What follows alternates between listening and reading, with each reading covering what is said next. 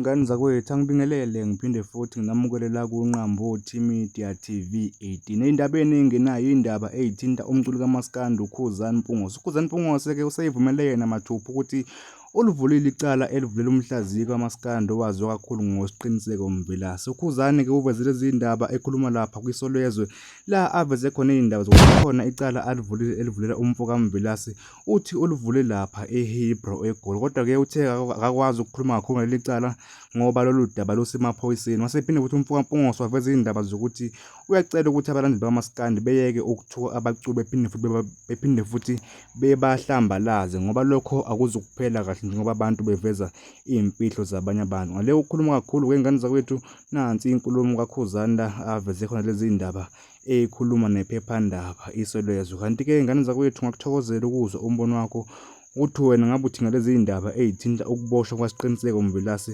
eboshiswa uKhuzani omsola ngokuthi ubemthuka laphana ku-TikTok emhlambalaza ey'nkundleni zokuxhumana.